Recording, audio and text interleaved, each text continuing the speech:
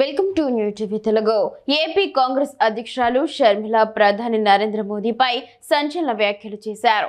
మహాత్మా గాంధీ పేరుతో ఉన్న ఉపాధి హామీ పథకం పేరు మార్చాలని కేంద్రం ప్రయత్నిస్తుందని ఆరోపిస్తూ మోదీని అభినవ గాడ్సే అని, నాథూరాం గాడ్సే వారసుడు అని తీవ్రంగా విమర్శించారు. ఈ మేరకు ఆమె ఎక్స్ వేదికగా ఓ పోస్ట్ పెట్టారు. ఉన్నట్టుండి ఉపాధి హామీ పథకం పేరు మార్చాల్సిన అవసరం ఏమొచ్చిందని షర్మిల ప్రశ్నించారు. అప్పట్లో మహాత్ముడిని గాడ్సే భౌతికంగా హత్య చేస్తే ఇప్పుడు మోదీ ఆయన పేరును, ఆశయాలను, సిద్ధాంతాలను తుడిచిపెట్టి మరో హత్యకు పాల్పడుతున్నారని షర్మిల ఆరోపించారు.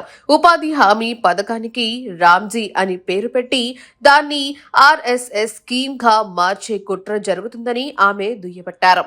ఈ చర్య దేశద్రోహంతో సమానమని ఎన్డీఏ ప్రభుత్వం మహాత్ముడికి తీరని ద్రోహం చేస్తుందని పేర్కొన్నారు.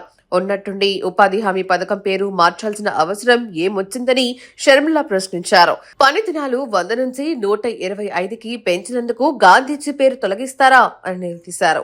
మహాత్ముడి పేరు చెరిపేస్తే ఖర్చు తప్ప మోదీకి ఏం లాభమని, స్వాతంత్ర సమర యోధులు, మాజీ ప్రధానులంటే బీజేపీకి ఎందుకంత కోపమని ఆమె ప్రశ్నించారు. ఉపాధి హామీ పథకానికి బాపూజీ పేరును మార్చాలన్న కేంద్ర ప్రభుత్వ ప్రయత్నాలను దేశమంతా ఏకమై తిప్పి కొట్టాలని షర్మిల పిలుపునిచ్చారు. రాష్ట్ర ఎంపీలందరూ పార్లమెంటులో ఈ బిల్లును వ్యతిరేకించాలని ఆమె కోరారు.